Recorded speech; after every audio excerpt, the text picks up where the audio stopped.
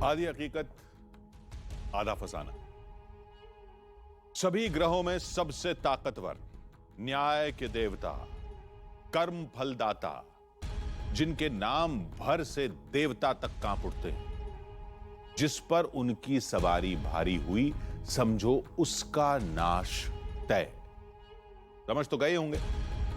जी हां, हमारी आज की कहानी शनिदेव पर है। यह कहानी दुनिया के पहले शनि धाम की है। ऐसा दावा करने वालों का यह भी कहना है कि शनि शिंगणापुर की शिला और ढेरों सिद्ध शनि पीठों की प्रतिमा का पत्थर वहीं से लिया गया है। उस शनि धाम में महाबली हनुमान और शनि की मौजूदगी के त्रेताकालीन साक्ष्य हैं, जिन्हें वैज्ञानिक और तर्कशास्त्री भी मानते हैं। फिलहाल उस मंदिर में कुछ हुआ है, कुछ ऐसा जिसने लोगों की नींद उड़ा दी है। कहते हैं वहां शनि जागृत हो गए। ग्रहों का दिशा बदलना और उससे ठीक पहले शनिदेव का जागृत होना, क्या यह महज संयोग है? कुछ लोग इसे शुभ बता रहे हैं, तो कुछ लोग प्रलय की शुरुआत।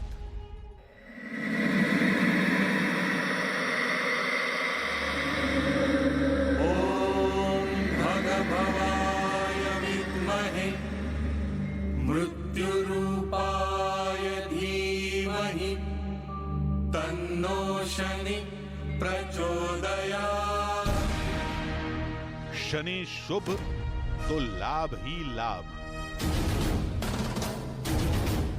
और अगर नाराज तो सर्वनाश। दंडनायकस्य दंडपापनाशनं प्रचंड क्रांति शांति स्वस्ति मुक्ति कर्म फलाय अखंड। कर्म फलदाता, न्याय के देवता, आंख बंद करके सबका न्याय करने वाले। कर्म को देखकर वो न्याय तय करते हैं, दंड तय करते हैं। जो देवताओं को भी दंड देता है, बताइए उसको क्या कहेंगे हम? पुराणों के मुताबिक शनि को उनकी पत्नी ने श्राप दिया था। अब से आप अपनी दृष्टि उठाकर जिसको भी देखेंगे उसका नाश हो जाएगा, नाश हो जाएगा, नाश हो जाएगा, नाश हो जाएगा, नाश हो जाएगा। मेरे ऋषियों ने, मेरे गुरुओं ने और शास्त्रों ने ये बताया कि शनि के नेत्र खुलते कैम तो प्रलय आ जाएगी। यमराज और इंद्र को हराने वाले लंकाधिपति रावण ने शनि को बंधक बनाकर रखा था, लेकिन शनि के नेत्रों से वो भी कांपता था। शनिदेव को जब बंदी बनाया था, कैद उनको किया था, तो शनिदेव को उल्टा लिटाया। लंका से आजाद होते ही शनि ने लंका को नजर भर देखा, और फिर जानते हैं क्या हुआ?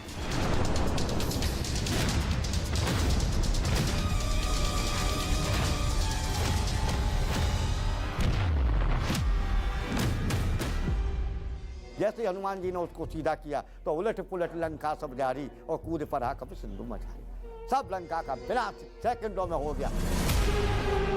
यानी शनि की आंखें खुली तो विनाश तय, और शायद इसीलिए शनि कभी भी अपने नेत्र नहीं खोलते हैं।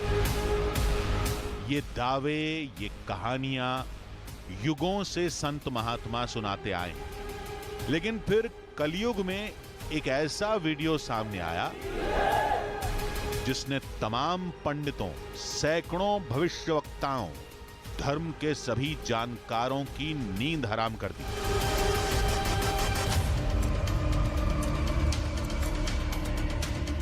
एक शख्स जब मुरैना शनिधाम में शनिदेव की मूर्ति का वीडियो बना रहा था, तब वीडियो में शनिदेव की आंखें खुली दिखाई दी।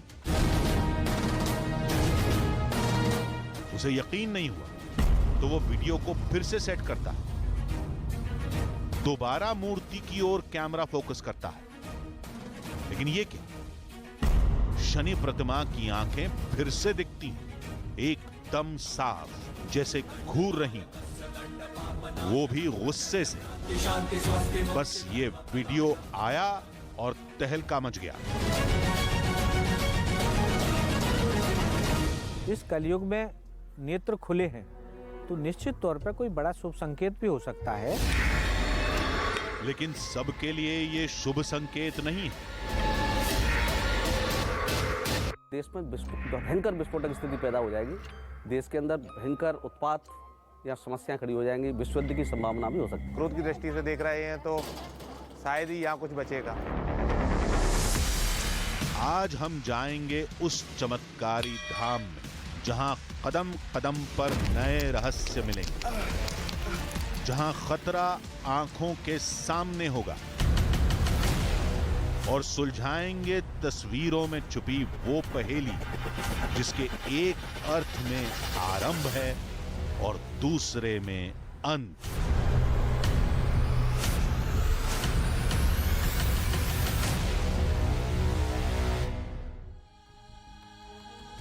किसी प्रतिमा की आंखें खुलने या बंद होने की ये कोई पहली तस्वीर नहीं है, लेकिन उस प्राचीन धाम, पुराणों की कहानियों और ग्रहों में होने वाले बदलाव को जोड़कर देखें तो उस वीडियो के मायने बहुत अहम हो जाते हैं। लोगों का कहना है कि वीडियो बनाने वाला कोई एक्सपर्ट नहीं है, इसलिए वो वीडियो से छेड़छाड़ नहीं कर सकता। हमने कहा कि रोशनी जब शनिदेव की मूर्ति पर पड़ती होगी उस समय किसी खास कोण से देखने पर आंखें खुली लगती होंगी। तो लोगों ने कहा ऐसा नहीं है, और अगर आपको ऐसा लगता है तो उसे साबित करके दिखाइए। लेकिन ना हमें वहां कुछ साबित करना था, ना किसी को सच्चा या झूठा कहना था। हम तो उस प्राचीन शनिधाम से जुड़े रहस्य और चमत्कार देखेंगे, समझेंगे, आपको दिखाएंगे और फिर उस वीडियो को परखेंगे। भ्रम होगा तो दूर करेंगे, चमत्कार होगा तो नमन करेंगे।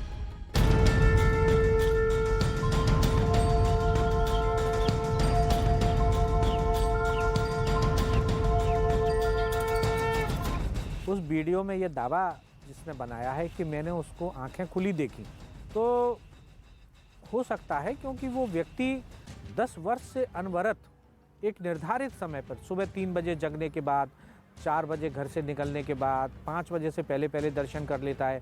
शनि चूँकि वृद्धकाल का स्वामी है, यानी शाम को 4 बजे 5 बजे के बाद जब सूरज डूबता है उसके बाद इनकी पूजा शुरू होती है और सूर्य उदय से पहले तक इनकी पूजा का बड़ा महत्व है। तो वो व्यक्ति लगातार 10 साल से पूजा कर रहा है, तो अगर भगवान ने उसको कोई दर्शन दिया है तो अतिशयोक्ति नहीं होगी। अब ये उसका दावा है जो जांच का विषय है। संत बचन पत्थर की लिखा, मोर बचन प्रजा भी। भगवान ने कह दिए कि मैं झूठा पड़ जाऊंगा लेकिन मेरा भगत झूठा नहीं पड़ेगा। मध्य प्रदेश की धरती पर भारत का सबसे बड़ा बीहड़, और उस बीहड़ के एक पर्वत पर दुनिया का पहला शनि धाम। ॐ भगभवाय विद्महे मृत्युरूपाय धीमहि तन्नो शनि प्रचोदयात्। बीहड़ में जहां सारे कुएं, नहरें चुप हैं, तो वहां उल्टे बहते 84 झरने कल कल कर कैसे बहते हैं?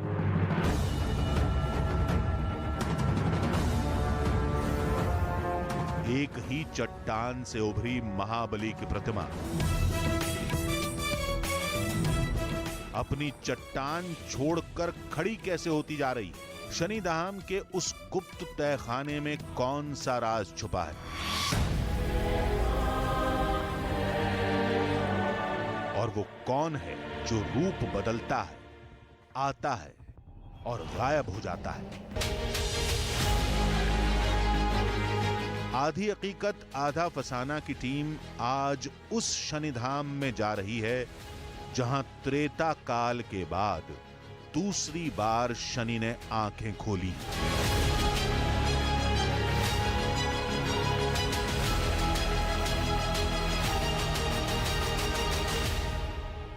चंबल घाटी का प्रमुख जिला मुरैना वैसे तो कई रहस्यों को समाये हुए, लेकिन यहाँ पर शनिचरा मंदिर के कुछ ऐसे रहस्य हैं जो पौराणिक काल से ही यहाँ पर लोगों को चकित करते हैं, लोगों को चौंका देते हैं। कुछ एक ऐसा ही रहस्य फिर से सामने आया है और ये कहा गया है कि शनिदेव जो कि शनिचरा पहाड़ी पर विराजित हैं, उन्होंने एक बार अपनी आंखें खोली हैं और एक भक्त को दर्शन दिए हैं, साक्षात दर्शन दिए हैं। और इसी की पड़ताल करने के लिए आदि हकीकत आधा फसाना की टीम पहुंची है मुरैना जिले में।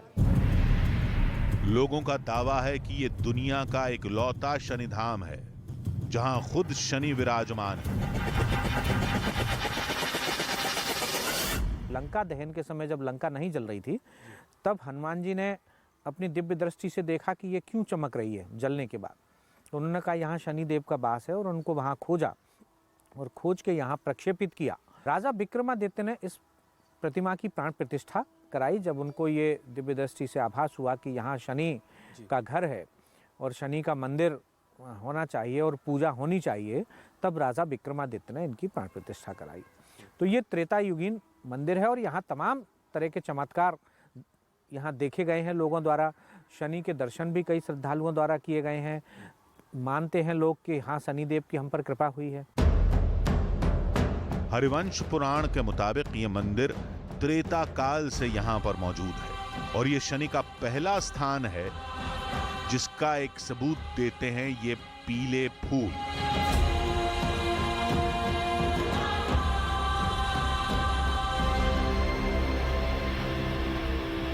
जब आप शनिचरा मंदिर की ओर बढ़ते हैं तो सरसों की लहलाती फसल आपका ध्यान आकर्षित करती है। कुछ इस तरीके से सरसों के खेत आपको देखने को मिलते हैं और हर तरफ सरसों की पीली चादर सुंदर दृश्य पैदा करती है। इसके पीछे कहावत ये है, क्योंकि शनिचरा मंदिर पर साक्षात शनि बैठे हुए विराजित हैं और जब लंका से शनि को यहाँ पर हनुमान जी ने भेजा तो वे काफ़ी घायल थे और घायल का उपचार शनि का जो होना था वो सरसों के तेल से होना था। इसलिए चंबल के इस पूरे इलाके में, चाहे वो उत्तर प्रदेश का इलाका हो, चाहे राजस्थान का इलाका हो, चाहे मध्य प्रदेश का इलाका हो, हर तरफ सरसों की फसल इसी तरीके से लहलाती है, हर साल लहलाती है। और दावा ये भी किया जाता है कि देश की सरसों का जो उत्पादन है, करीब 60% उत्पादन चंबल की इसी बेल्ट में होता है और इसको यहाँ के स्थानीय लोग शनिदेव की कृपा के रूप में देखते हैं।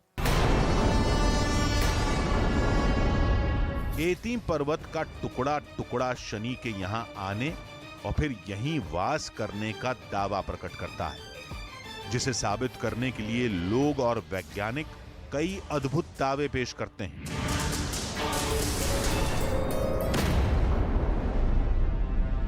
ये तो हिंदुस्तान का, पूरा एशिया का पहला शनिदेव मंदिर है जो कि उस समय फेंका गया था। वास्तविक स्वरूप जो है शक्ति के द्वारा जो फेंका गया था वो शनिदेव मंदिर यही है। पहला शनिदेव जो मंदिर यही है।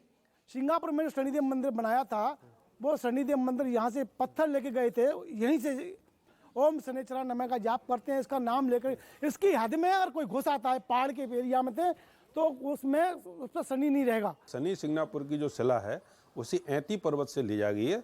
अगर अपन चाहें साइंटिफिकली कार्बन डेटिंग के द्वारा ये प्रूव कर सकते हैं कि वो शिला इसी पर्वत से ली जाई गई है और इसी के समकालीन है। ये जो क्षेत्र है बड़े बड़े तंत्र मंत्र महर्षियों का आश्रय स्थल है, पूजा का बड़ा स्थल है। तात्कालीन समय में जब जंगल रहा होगा, घनघोर जंगल रहा होगा, अभी काफ़ी जंगल दिखाई देता है, तो तात्कालीन समय में जो जंगल रहा होगा उस जंगल में लोगों ने यहाँ पूजा की है। यहां से शुरू होता है एती पर्वत, जिसके हर कदम पर शनिदेव के होने के सबूत मौजूद हैं।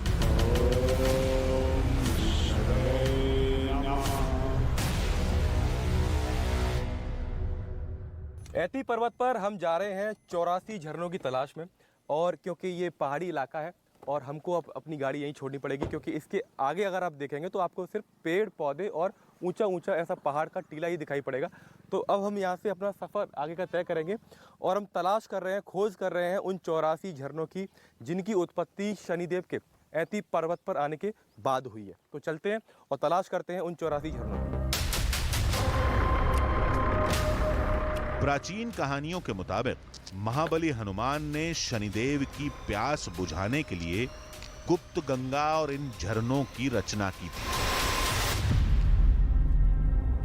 कहते हैं सूखा पड़ने पर भी गुप्त गंगा का पानी नहीं सूखेगा।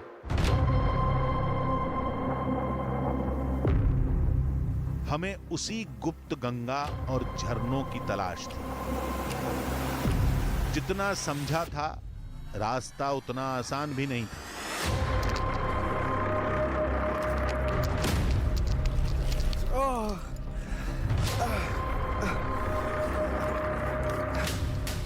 हाथ छिला, लेकिन शुक्र है कि ज्यादा चोट नहीं लगी।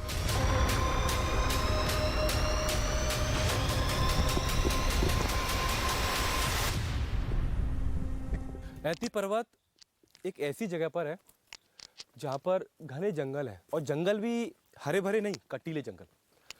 सोचिए अभी के हाल के दौर में तो आसपास सड़कें बन गई, लेकिन जब पहले कभी लोग शनिचरा मंदिर आते थे तो ऐसे रास्तों से होकर आते थे।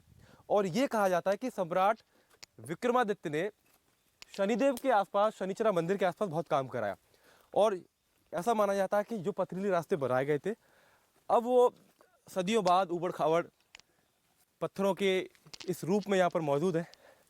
तो अब आप सोचिए कि किस दौर में लोग आस्था के चलते इतने घने जंगल में होकर शनिचरा पहाड़ी तक, शनि मंदिर तक पहुँचते थे। थकान हो गई अब।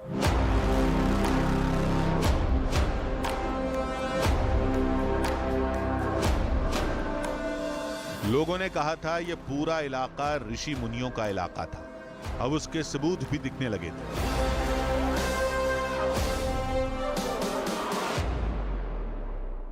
ऐती पर्वत पर एक के बाद एक तमाम रहस्य हमको देखने को मिल रहे हैं। जब आप इस पर्वत पर चढ़ते हैं तो आपको जगह जगह यहाँ पर मूर्तियों के हिस्से बिखरे हुए पड़े हैं। अब आप ये मूर्ति देखिए, निजाम जी आप ये मूर्ति दिखाएंगे दर्शकों को, तो उससे समझा जा सकता है कि इस मूर्ति का जो चेहरा है वो समय के साथ साथ अब पूरी तरह से मिट चुका है, लेकिन ये अंदाज़ा लगा सकते हैं कि ये मूर्ति कितनी पुरानी है। और इस पूरे जंगल में इस पर्वत की चोटी पर आप अलग अलग जगह पर देखेंगे तो देखिए नंदी बाबा की मूर्ति मुझे दूर से दिखाई दे रही है, और इसका सिर यहाँ पर नहीं है। तो इस तरीके से मूर्तियां इस पूरे पर्वत पर फैली पड़ी हैं।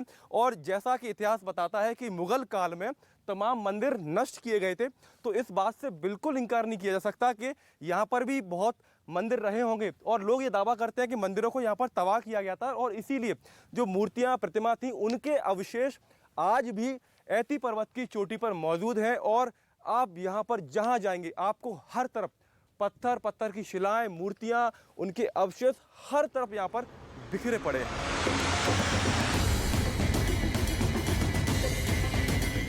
हम काफी देर तलाशते रहे, लेकिन मंदिरों के अवशेषों के सिवा कुछ नहीं दिखा। अचानक हमारी नजर एक गुफा पर पड़ी। लंका से भारत देश वापस आने के बाद शनिदेव ऐती पर्वत पर आए, और ऐती पर्वत पर जब वे आए तो काफी कमजोर थे, और किसी ऐसी गुफा में वे यहाँ पर आकर रहे जहां पर उन्होंने अपनी जो शक्तियां थी वो वापस पाई, अपनी ताकत वापस पाई। और ऐसी तमाम गुफाएं आज भी उसी हाल में मौजूद हैं जो त्रेता युग में हुआ करती थी। आप देखिए ये पत्थर की एक बड़ी सी शिला है, और इस शिला को अब क्योंकि गिरे ना इसके लिए नीचे ये स्तंभ यहाँ पर पिलर जरूर खड़ा कर दिया, लेकिन आज भी इस गुफा में से पानी आप देखेंगे तो लगातार यहाँ पर बह रहा है। छोटे छोटे नालियों का रूप दे दिया है ताकि पानी इधर उधर ना जाए, और अपना रास्ता बनाते हुए छोटे से कुंड से होते हुए एक तालाब में आके गिरता है। तो मनुष्य ने अपने हिसाब से चीजें ठीक कर दी, लेकिन यहाँ पर पानी पत्थर से होता हुआ आज भी लगातार बहता है। और इस बात के तमाम सबूत हैं कि गुप्त गंगा जब ऐती पर्वत पर पहुंची तो पूरे पर्वत पर पानी था, तो अब पर्वत के उस पानी को थोड़ा रूप दे दिया गया, लेकिन आज भी लोग इसी पानी का लगातार इस्तेमाल करते हैं। भक्तों ने शनि के इन प्राकृतिक सबूतों को इंसानी रंग में ढाल दिया था। कुछ दूर चलने पर हमें शनिधाम से जुड़ा दूसरा सबूत दिखा। ऐती पर्वत पर 84 झरने बताए जाते हैं, और ये 84 झरने त्रेता युग से यहाँ पर निर्वृत चल रहे हैं, लोगों को पानी दे रहे हैं, क्योंकि ये बीहड़ का इलाका था, पथरीला इलाका था, विंध्याचल की पहाड़ियां इन्हें कहा जाता था। और इन पहाड़ियों पर अगर आप देखेंगे तो हर तरफ पत्थर देखने को मिलेगा, लेकिन ये 84 झरने आज भी हैं। कुछ जरूर बंद हो गए, लेकिन इन 84 झरनों में आज भी भरपूर पानी है, और आसपास के गाँव वाले इसी पानी से अपनी प्यास बुझाते हैं, इसी से खाना बनाते हैं। जूते खोल रहा हूं, और आप सोचेंगे कि मैं जूते क्यों खोल रहा हूं, तो इसके पीछे वजह यह है कि गाँव में जल को आज भी देवता मानते हैं। जब हम झरने के भीतर जाने की कोशिश कर रहे थे तो हमें गाँव वालों ने कहा कि भाई साहब जूते उतार के जाइएगा, और इसीलिए हम जूते उतार रहे हैं, क्योंकि इस जल की पूजा की जाती है, इसी जल से खाना भी यहाँ पर बनाया जाता है। लोगों का दावा था कि यहां से चाहे जितना पानी निकाल लो, पानी का स्तर हमेशा उतना ही बना रहता है। ऐती पर्वत की उन 84 झरनों में से एक झरने के भीतर हम मौजूद हैं और आप देखिए एक छोटा सा कमरा नुमा आपको देखने को मिलेगा और कहीं पानी का स्रोत आपको पीछे दिखाई देगा। इन्हीं पत्थरों के पीछे से पानी आपको आता हुआ दिखाई देता है। ऐती गांव, आसपास के गांव वाले यहाँ पर आते हैं, इसी पानी से खाना बनाते हैं और कहते हैं कि बहुत मीठा पानी होता है, बहुत अच्छा खाना इससे बनता है और ये पानी यहाँ पर आकर जमा हो जाता है। जिसके बाद आप देखिए कि गाँव की महिलाएं इस तरीके से पानी भरती हैं और यहाँ से पानी ढोकर अपने घर लेकर जाते हैं। सुबह से लेकर शाम तक ये प्रक्रिया चलती है। दिन भर गांव वाले इसी झरने का पानी पीते हैं। 84 झरने हुआ करते थे, लेकिन समय के साथ साथ कुछ झरने यहाँ पर बंद हो गए हैं। ये बताइएगा, आप इस पानी का क्या करते हैं? खाना भी इसी से बनाते हैं? हाँ, खाना बनाते हैं, पीते भी हैं, नहाते भी हैं, सब कुछ इसी से करते हैं। सबूत देख लिए, चलिए अब गांव वालों से बातचीत करते हैं। मेरी 70 साल की उम्र हो गई। 70 साल से मैं देख रहा हूँ। हमारे बुजुर्ग कहते आए हैं कि हजारों बरस बीत गए, तेताऊ से ये झरना ऐसा के ऐसा चल रहा है पूरा। शनि महाराज जाने कहाँ से आता है, शनि महाराज की कृपा ही है, उनके चरणों से निकल रही है, पूरे पहाड़ में फैल गई है। झरनों की कहानी ये है कि शनि महाराज आए तेताऊ से लंका से फेंके हुए, तो तब से शनि गंगा लाए, पूरे पहाड़ में उन्होंने विचरण किया कि जहाँ जहाँ संत रहते हैं वहाँ वहाँ जाके आप विश्राम करिए। तब से शनि गंगा पूरे पहाड़ में 84 झरना है शनि गंगा नाम से। तब से पूरा गांव इसी से झरना से अपनी गुजर बसर करता है, चाहे कितना भी भीड़ हो जाए, पर झरना जैसे का जैसा रहता है। और दशहरे के दिन जब क्वार में दशहरा पड़ता है, तब शनि महाराज स्नान करने के लिए आते हैं, पूरा गांव इकट्ठा हो जाता है, दर्शन करते हैं और जय जयकार बोलते हैं। अब ये तो नया मामला है। गांव वालों का दावा था कि सैकड़ों भक्तों ने शनि को देखा है। जब मंदिर जो बिल्कुल खंडहार था, कहीं से 4 दीवारी सब टूटी पड़ी थी। आप ये समझिए, कल्पना करिए, जब शाम को 4 बजे शेर जल पीने के लिए आते थे तो वो 1-2 किलोमीटर पहले दहाड़ते थे, वो अपनी आने की सूचना देते थे। लेकिन शनि दशहरे में ही क्यों आते हैं? लोगों का दावा था कि रावण के वध के दिन शनि यहां साक्षात इंसानी रूप में प्रकट होते हैं, क्योंकि उसी रावण ने उन्हें अपना बंधक बनाकर रखा था अपने राजमहल के नीचे। तुम्हें मेरे चरणों में देखकर संसार यही कहेगा कि देखो देखो लंकापति रावण ने शनि को कैसे अपने पैरों तले दबोच लिया। दशहरे के दिन वो गंगा में स्नान करते हैं और फिर लुप्त हो जाते हैं। ऐती पर्वत पर शनि के त्रेताकालीन निवास और चमत्कारों के 2 सबूत तो हमें मिल गए थे। तो क्या शनि की रक्षा के लिए महाबली हनुमान भी मौजूद हैं? और क्या उनकी मूर्ति भी ठीक वैसी ही चमत्कारी है जैसी कि दावा किया जाता है? अब ये तो वहां जाकर ही पता चलेगा।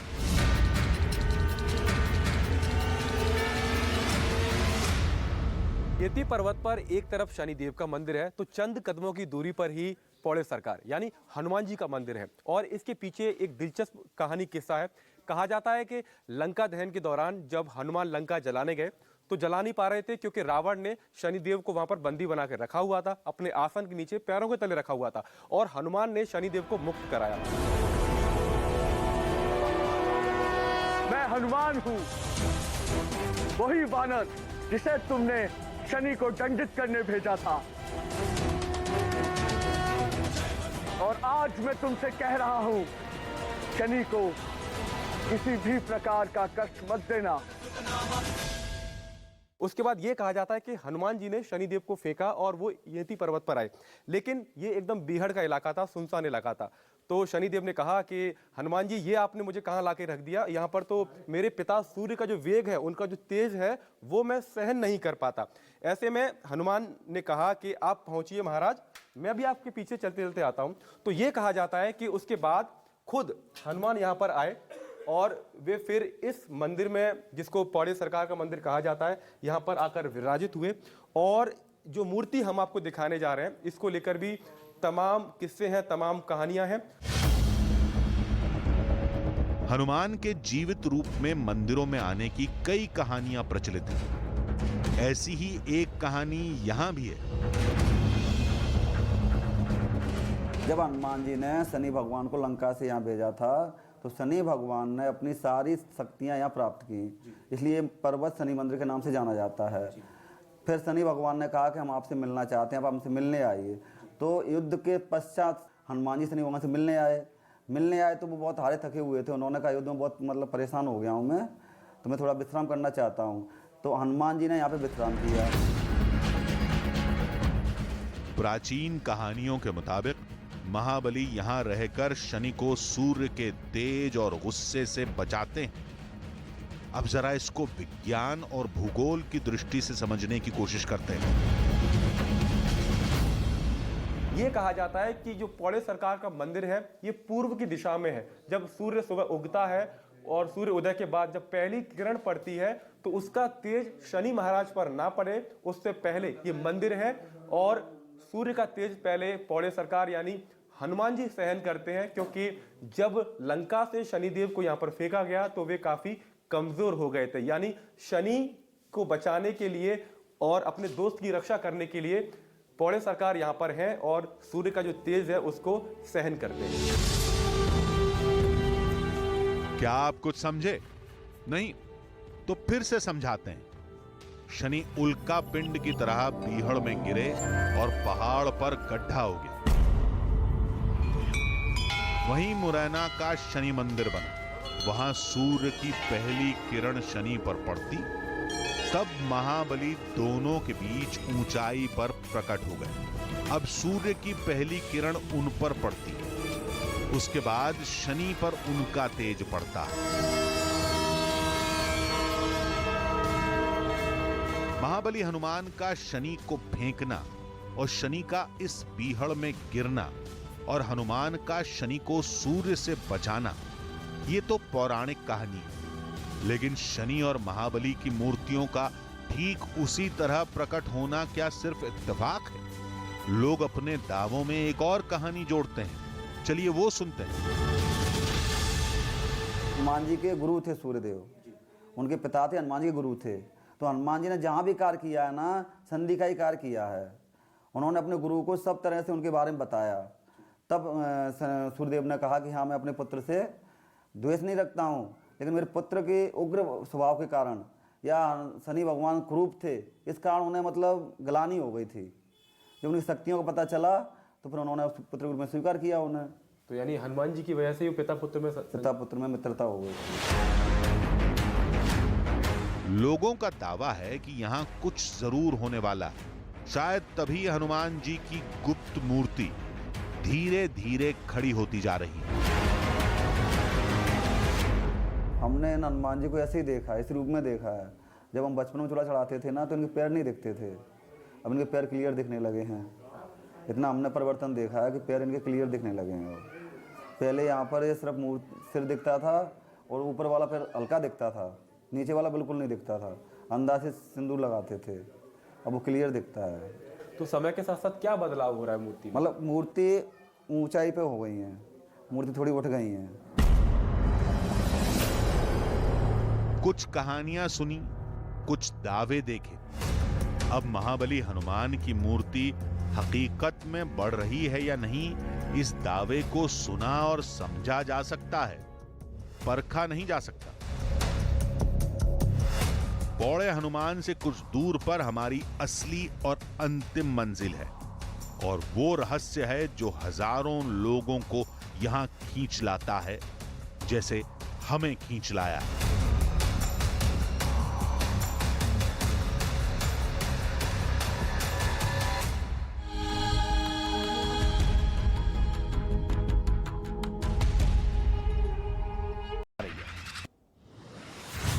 उत्तर प्रदेश के प्रतापगढ़ में डॉल्फिन मछली को देखने के लिए लोगों की भीड़ जुट गई है। वन विभाग ने रेस्क्यू ऑपरेशन चलाकर डॉल्फिन को गंगा नदी में छोड़ दिया।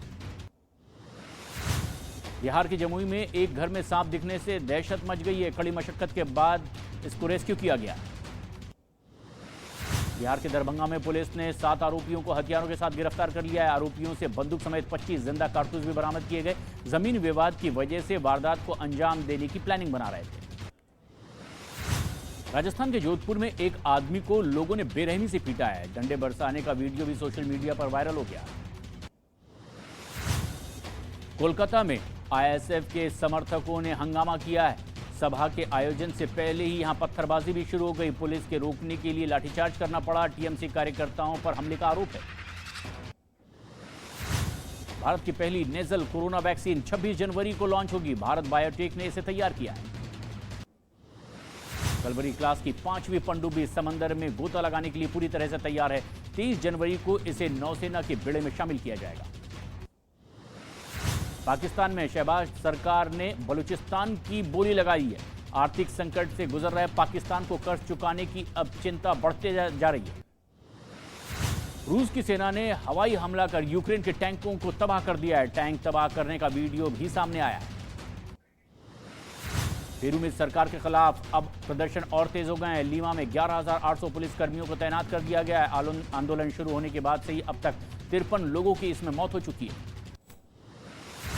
पेरू में प्रदर्शन के बीच ही सरकार ने एक बड़ा कदम उठाया है। ऐतिहासिक स्थल माचू पिच्चू में पर्यटकों के प्रवेश पर रोक लगा दी गई है। अटलांटा में सड़क पर उतरकर लोगों ने जमकर प्रदर्शन किया है। पर्यावरण कार्यकर्ताओं की मौत के बाद भड़के लोग और काले कपड़े पहनकर विरोध जता रहे हैं। नेटो में शामिल होने के लिए तुर्की और स्वीडन की बोली के खिलाफ अब स्टॉकहोम में भी विरोध प्रदर्शन शुरू हो गया है। बैनर और पोस्टर लेकर लोग सड़कों पर उतर गए हैं।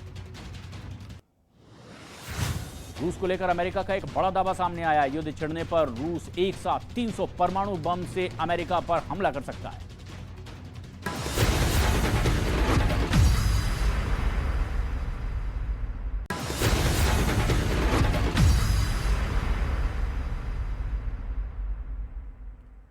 देश और दुनिया की तमाम बड़ी खबरों के लिए देखते हैं धमाकेदार 50।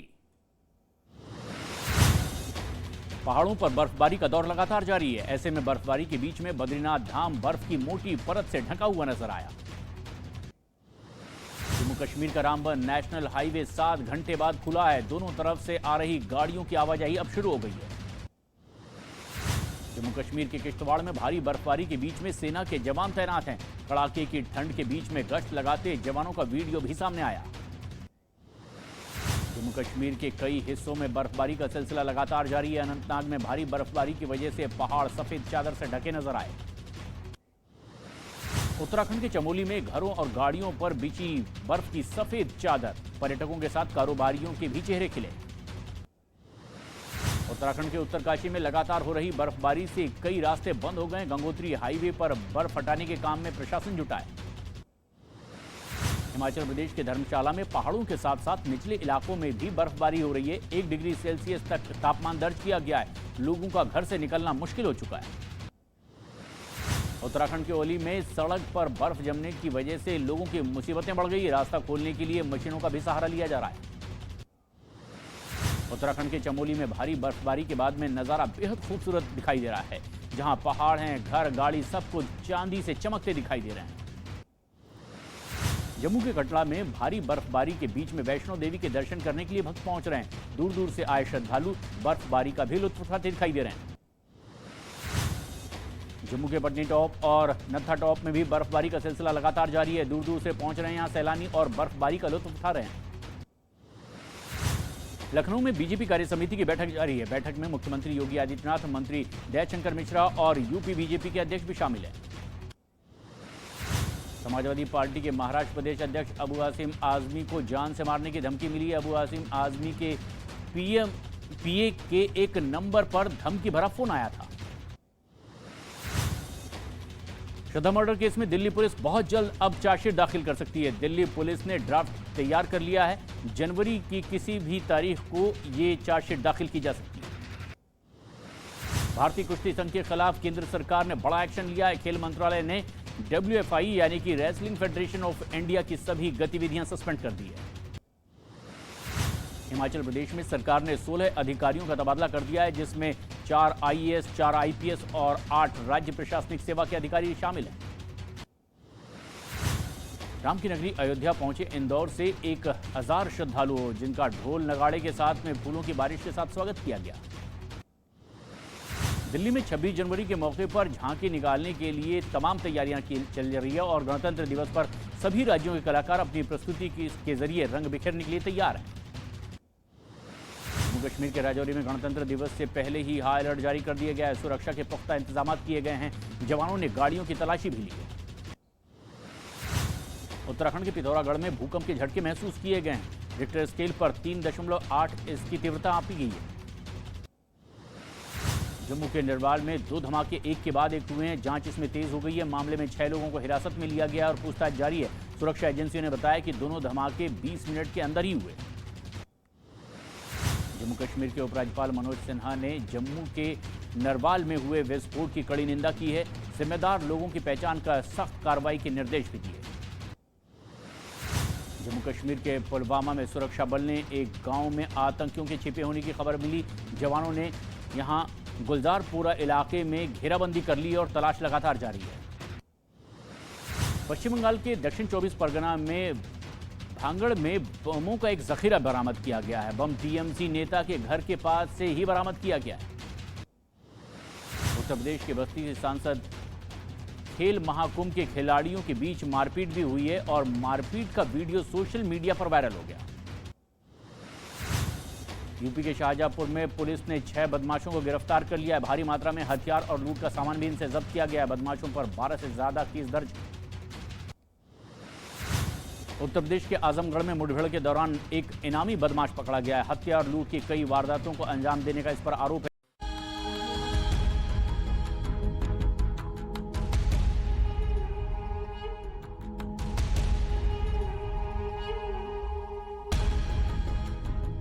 आधी हकीकत आधा फसाना। शनिधाम का रहस्य सुलझने के बजाय और उलझता जा रहा था। युगों पहले लिखी गई कहानियों के साक्ष्य आंखों के सामने थे। वहीं दूसरी तरफ महाबली की मूर्ति का खड़ा होना और अब शनि का आंखें खोलना, लोग इन सारी घटनाओं को भी जोड़कर अलग अलग मायने निकाल रहे थे। हमने सोचा कि पहले शनिधाम जाएंगे, वहां उस मूर्ति को देखें कि उसकी आंखें खुली हैं या नहीं। फिर मूर्ति की पुरानी तस्वीर से उसको मिलाएंगे, साथ ही वीडियो बनाने वाले शख्स को बुलाएंगे। फिर वैज्ञानिकों से मिलकर इसके साइंटिफिक मायने भी समझेंगे। हमारे पास समय कम था और काम बहुत ज्यादा। अब कुछ तेजी से करना पड़ेगा। देखते हैं क्या होता है।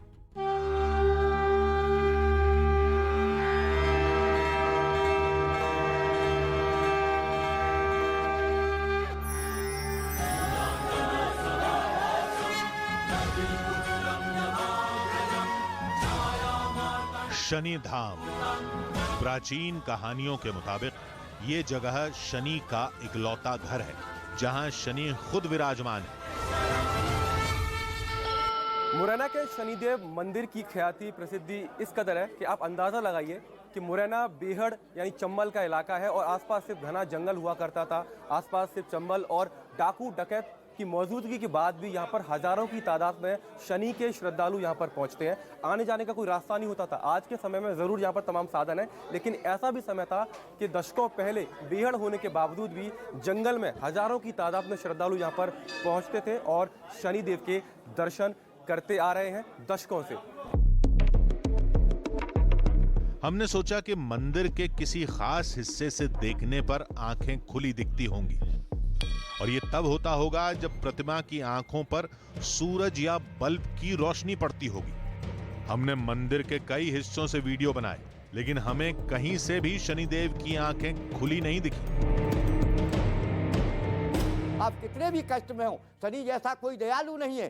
श्री भगवान कृष्ण के स्वरूप ही है। नीला इनको वस्त्र लगता है, काला ये दान लेते हैं। शनि की कृपा बरस रही है। उस वीडियो में क्या किया है कि उसने जो है कि शनि नेत्र खोल रहे हैं, जबकि मुझे यहाँ 50 साल हो गया, शनि ने कभी नेत्र खोल ही नहीं सकते हैं। मेरे ऋषियों ने, मेरे गुरुओं ने और शास्त्रों ने ये बताया कि शनि के नेत्र खुलते कैम तो प्रलय आ जाएगी, प्रलय आ जाएगी जो है।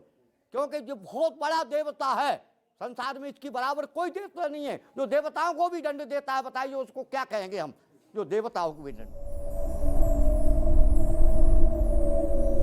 कुछ लोग झूठ तो कुछ लोग वीडियो को सच मानते हैं। हाँ, ये जरूर है कि सबके लिए इसके संकेत अलग अलग हैं। शनिदेव की आंखें दो दृष्टियां हैं। उनकी आंखें अगर खुलती हैं तो एक क्रोध की दृष्टि है, वो किस दृष्टि से देख रहे हैं, एक उनकी आशीर्वाद की दृष्टि है। पंडित जी ने बताया था कि ये जब कुछ बहुत बड़ा यू टर्न होना होता है, कुछ विनाश जैसा कुछ, शनिदेव की आंखें तब खुलेंगी। हम यहाँ आंखें खुलने के मायने समझने नहीं आए थे, बल्कि उस वीडियो का रहस्य सुलझाने आए थे। अब हम वीडियो बनाने वाले शख्स को बुलाएंगे, उससे फिर से वीडियो बनवाएंगे, ठीक उसी जगह से जहां से उसने पहले बनाया था। देखते हैं ये ट्रिक फोटोग्राफी है, ऑप्टिकल इल्यूजन यानी नजरों का धोखा है, या कुछ और। हमने पंडित जी से नंबर लेकर उस शख्स को फोन किया।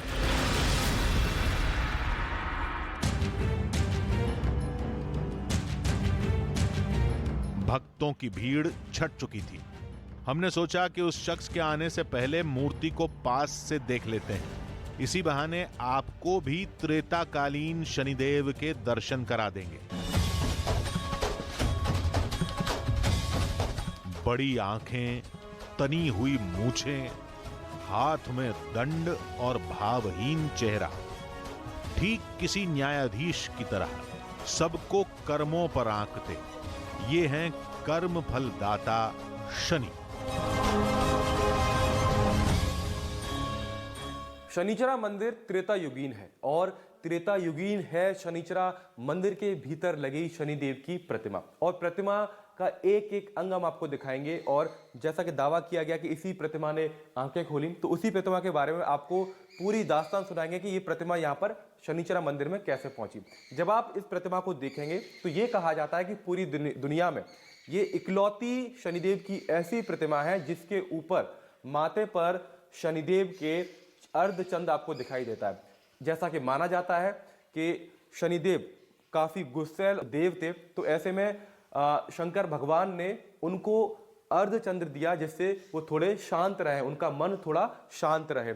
और आप जब इस प्रतिमा को देखेंगे तो आपको, क्योंकि शनिदेव को कहा जाता है कि वो इस जगत के न्यायाधीश हैं, तो उनके हाथ में आपको न्याय दंड भी देखने को मिलेगा, जिसके जरिए वो जीव को अच्छे बुरे का एक तरीके से यकीन कराते हैं, उसका आभास कराते हैं और भलाई के रास्ते पर लाने की कोशिश शनिदेव करते हैं। नीलांजनम समाभासम रविपुत्रम यमाग्रजम छाया। कहते हैं सरसों के तेल से शनि के अभिषेक की परंपरा यहीं से शुरू हुई थी। हनुमान जी ने इसी जगह पर शनि के जख्मों का इलाज तेल से किया था। यह सिलसिला आज भी बरकरार है। इस प्रतिमा में अगर देखिए तो यहाँ पर आपको धोती दिखाई देखने को मिलेगी। ऐसी प्रतिमा दुनिया में और कहीं नहीं है। पैरों में कड़े हैं। ज्यादातर मंदिरों में प्रतिमाएं बाद में जो मूर्तिकार होते हैं वो लगाते हैं, लेकिन ये प्रतिमा उल्कापिंड से बनी है। कहा जाता है कि सम्राट विक्रमादित्य ने उल्कापिंड जो यहती पर्वत पर गिरा था, उस यहती पर्वत के उल्कापिंड को यहाँ पर तलाशा गया और उसके बाद उसी प्रतिमा में ये शनिदेव का आकार जो प्रतिमा है वो इसमें उकेरी गई। तो आप अगर देखिए तो ये पूरा हिस्सा एक ही पत्थर है, और इसी ये पत्थर ना कहें, इसको उल्कापिंड कहें तो ज्यादा बेहतर होगा, क्योंकि जो उल्कापिंड ऐती पर्वत पर गिरा था उसी से ये शनिदेव की प्रतिमा बनी थी और ये सदियों पुरानी है। इसीलिए इस मंदिर के साथ साथ इस प्रतिमा को भी त्रेता युगीन कहा जाता है और इसी वजह से हजारों की तादाद में साल भर में लाखों श्रद्धालु शनिचरा मंदिर पहुंचते हैं और शनिदेव की पूजा अर्चना यहाँ पर करते हैं। थोड़ा हमने समझा, थोड़ा मंदिर के पुजारी ने समझाया। जैसे साधु लोग रहते हैं बिल्कुल पूरी अपनी साधना में, जैसे अभी साधना कर रहे हुए हैं जी उसमें जैसे इनके हाथ में माला भी है, दंड भी है, कुंडल पहने हुए हैं। ना संप्रदाय की मूर्ति है। शनि भगवान के कृष्ण भगवान मित्र हैं जी, और जैसे शनि भगवान के जस्ट सामने ही शंकर जी का मंदिर है, तो अच्छा। शंकर जी हो गए इनके गुरु जी, ठीक सामने ही हनुमान जी का मंदिर है। हनुमान जी इनके हो गए मित्र, गणेश भगवान और माता जी और गंगा मैया। ये तो हम भूल ही गए थे, पुराणों की कहानी के मुताबिक शनिदेव की प्यास बुझाने के लिए महाबली हनुमान ने गुप्त गंगा बहाई थी। प्रतिमा के पास अगर कोई जलधारा है तो ये प्राचीन कहानियों का एक और सबूत होगा। चलिए तलाशते हैं। हम गुप्त गंगा तलाश रहे थे कि तभी हमें मंदिर के एक कोने में कुछ लिखा दिखाई दिया। इसी मंदिर के पास कुछ ऐसी जगह है, इसी मंदिर में रहस्यमय कुछ ऐसी जगह है जहाँ पर हर किसी को जाने की इजाज़त नहीं है, परमिशन नहीं है, और वो राम कुमार गुप्ता जी बताएंगे। मैं जो देख पा रहा हूँ यहाँ पर लिखा है संत निवास, कृपया प्रबंधक पुजारी के सहयोग के बिना नीचे ना जावें, यानी परमिशन लेके अंदर जाना है। वजह क्या है राम कुमार गुप्ता? यहाँ नाग देवता का निवास है, यहाँ पर कोई नहीं जाता है। अच्छा। हम ही चले जाते हैं, कभी त्यागी महाराज चले जाते हैं, इसमें जाते हैं अंदर। जो गुप्त गंगा है, गुप्त गंगा के अंदर जो कमरा है उसमें नाग देवता जी रहते हैं। वो करीब 10-12 फुट लंबे हैं। वो कितनी उम्र है उनकी इसके बारे में कोई नहीं बता। आपने उन्हें आखिरी बार कब देखा था? मैंने तो कई बार देखा है उनको, और अभी करीब 1 महीना हो गया जब से सर्दी पड़ी, जब से वो अंदर चले गए। 1 महीने पहले हमने देखा था उनको, अंदर गए थे। तो अंदर खतरा भी हो सकता है? अंदर खतरा भी है। वो तो नाग देवता है, जंगल के नाग हैं।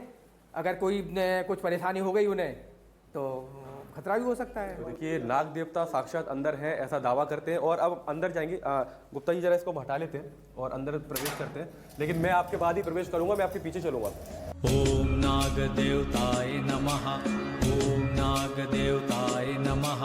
ओम। अंदर दाखिल होने से पहले नाग देवता का मंत्र पढ़ा गया। ओम नाग देवताय नमः। अब हम इसके भीतर प्रवेश कर रहे हैं और अंदर क्या है हमें इसकी बिल्कुल जानकारी नहीं है। और राम कुमार गुप्ता जी कह रहे हैं कि ये खतरे से खाली भी नहीं है, क्योंकि जंगल का इलाका है और ये मंदिर खुद जंगल के बीचों बीच है। मंदिर के नीचे एक गुप्त तहखाना था, उसके अंदर एक और कमरा था। नहीं, आपको अंदर हम नहीं ले जाएंगे। मैं अंदर नहीं जा सकता? नहीं, अंदर वहाँ किसी को नहीं ले जा सकते हैं। मैं दर्शन करना चाहता हूँ। आप सिर्फ कोने पे रह सकते हैं यहाँ। अच्छा। यहाँ से देखें, आपको अंदर नहीं जाने देंगे, क्यों? वहाँ जो है जी, इस खतरे को उठाने के लिए हम तैयार नहीं हैं, बिल्कुल कतई। और उसमें किसी का प्रवेश है भी नहीं, सबके प्रवेश वर्जित है उसके अंदर। यहाँ तक तो आप आ सकते हो। हम भी अंदर, हम यहाँ से देख सकते हैं? हाँ, आप यहाँ से देख सकते हो, हम अंदर जाएंगे बस। ओम नाग देवताय नमः। कहते हैं वो नाग बहुत विशाल और जहरीला है। खतरे की वजह से नीचे आम लोगों का जाना मना है। ये नाग देवता है, रहते हैं। मुझे एक बिल दिखाई दे रहा है वहाँ पर। हाँ, ये बामी दिख रही नाग देवता की, है ना। मैं यहाँ आके पूजा करता हूँ इनकी, और जब उनकी इच्छा होती है नाग देवता की, तो वो बाहर निकलते हैं और दर्शन भी देते हैं। अंदर जाना मौत को दावत देना था, लेकिन हम हिम्मत करके अंदर घुस गए। अभी मैं पूजा करके गया हूँ यहाँ से। अच्छा। ये ताजे फूल आपको दिख रहे हैं ना, तो मैं यहाँ आया था, पूजा की, यहाँ बैठे। हाँ, तो ये देखिए निजाम जी, आप दिखाइएगा। इसी में रहते हैं नाग देवता, देश में रहते हैं। आपको डर नहीं लगता आप इस तरीके नाग देवता के? नहीं, मुझे डर इसलिए नहीं लगता है कि अचानक कई बार मैं यहाँ जब काम करा रहा था तो एक बार मेरे पैरों में लपक गए, एक बार मैं यहाँ बैठा था तो हमारे पीछे से आ गए। और हम जब पूजा करते हैं उनकी, तो मेरे आंखें बंद रहती हैं और ध्यान में मग्न रहते हैं। फिर उस शख्स ने हमें एक वीडियो दिखाया। उसका दावा था कि नाग देवता 1 महीने पहले निकले थे, तब लोगों ने ये वीडियो बनाया था। अब ये सिर्फ दावे हैं। हम अपनी आंखों से देखते तो पूरा यकीन करते, लेकिन हमें वहां बिल के पास कुछ निशान जरूर दिखे। वो बिल से तो देखने में लग रहा है कि वो बिल ताजा है और हाल फिलहाल में। हाँ, वो रहते हैं बिल्कुल। अब तो हो सकता है निकल आते हो। ये शनि मंदिर के नीचे करीब 7 से 8 फुट नीचे, करीब 10 फीट चौड़ा और 12 फीट लंबा करीब इस कमरे को मैं देख पा रहा हूँ। और कच्चा कमरा है, दीवार ज़रूर जो, क्योंकि ये मंदिर की नींव है, इसके ऊपर मंदिर खड़ा हुआ है। और जो गुप्त गंगा की बात की जाती है वो यहाँ पर मैं देख पा रहा हूँ। प्राचीन कहानियों में जिस गुप्त गंगा का जिक्र है वो हमारी आंखों के सामने थी। शनिदेव की मूर्ति के पास से बहती पानी की एक रहस्यमयी जलधारा।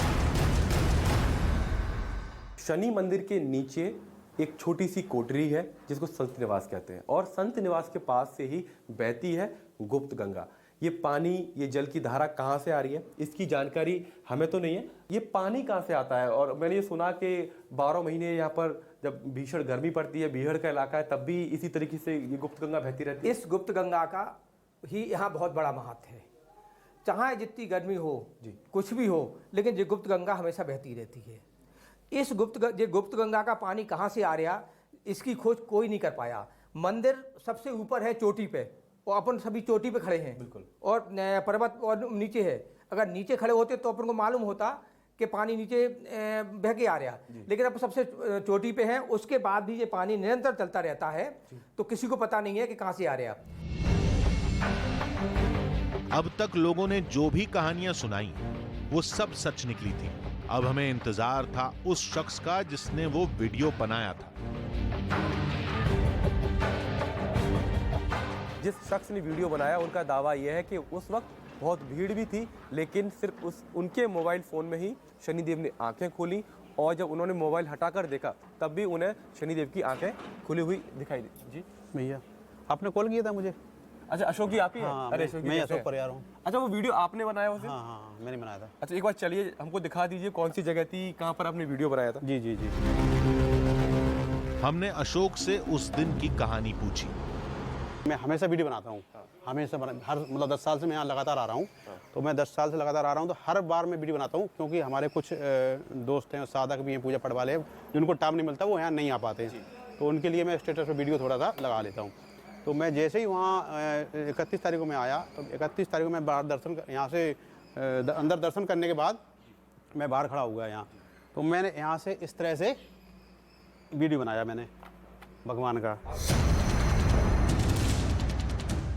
हमने उस दिन की तरह फिर से वीडियो बनाने के लिए कहा। देखें इस बार आंखें खुली दिखती हैं या नहीं।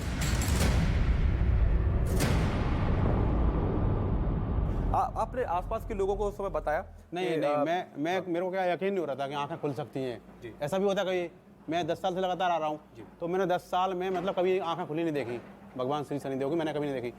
लेकिन 31 तारीख को जब मैंने यहाँ से वीडियो बनाया, तो वीडियो बनाने के बाद फिर मैंने 37 सेकंड का मेरा वीडियो बना, उसके बाद मैंने वीडियो बंद कर दिया। बंद करने के बाद में मैंने मोबाइल को इस तरह रखा या जेब में रखा, मेरे को इसमें याद नहीं। फिर मैंने ऐसे देखा उनको इस तरह से, तो उनकी आंखें प्रॉपर खुली हुई थी। आपने मोबाइल फोन हटा के देखा तब भी आपको लगा आंखें खुली हुई हैं? हाँ, उनकी आंखें बराबर खुली हुई थी। तो मेरे को कुछ समझ में नहीं आया, एकदम से मतलब क्या हो गया, ये ऐसे कैसे हो सकता है ऐसे करके। जगह वही, तरीका वही, वक्त वही, वही मोबाइल और वीडियो बनाने वाला शख्स भी वही। अगर आंखों का दिखना ऑप्टिकल इल्यूजन था, तो इस बार शनिदेव की आंखें खुली क्यों नहीं दिखी? मंदिर में हम अपने सारे तरीके इस्तेमाल कर चुके थे।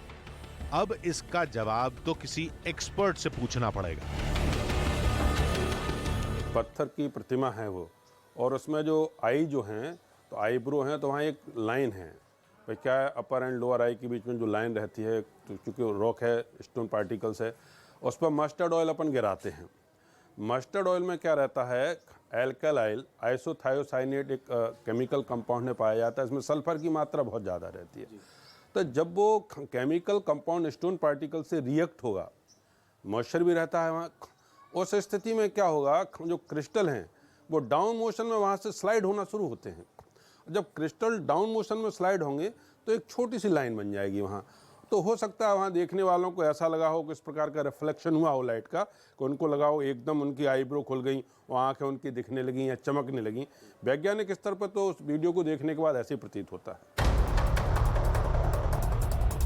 हम वैज्ञानिक को वीडियो दिखाकर मामले को और समझने की कोशिश कर रहे थे, और हमारे कैमरामैन उनका वीडियो बना रहे थे।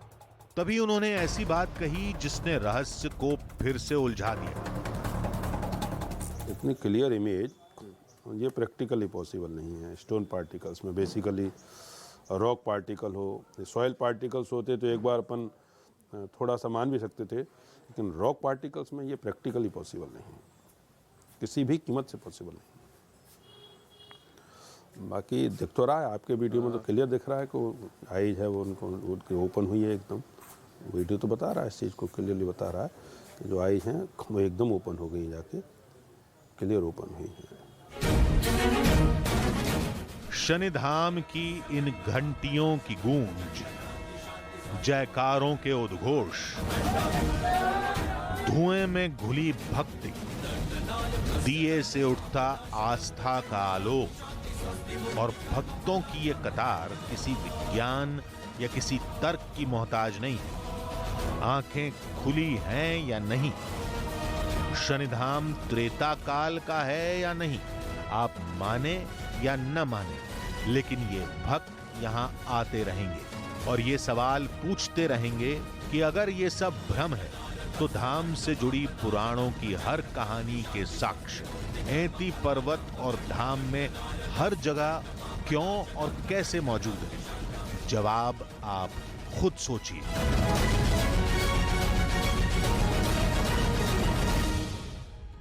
ऐसा कोई तराजू नहीं बना जो भक्त की बातों का वजन तोल सके। ऐसा कोई कानून नहीं बना जो कुदरत को कटघरे में खड़ा कर सके। विज्ञान खुद आज तक कुदरत के सभी रहस्यों को सुलझा नहीं पाया है।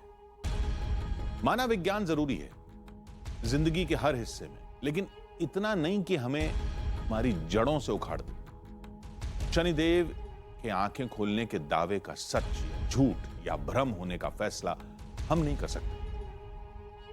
हम बस इतना कहेंगे कि सबको सुनिए, सबको समझिए और फिर फैसला आप खुद कीजिए। आज के लिए बस इतना ही। अगले हफ्ते आपको फिर ले चलेंगे ऐसी ही अलौकिक कहानी के सफर पर, जिसमें थोड़ा सच होगा, थोड़ा बहाना, आधी हकीकत, आधा फसाद।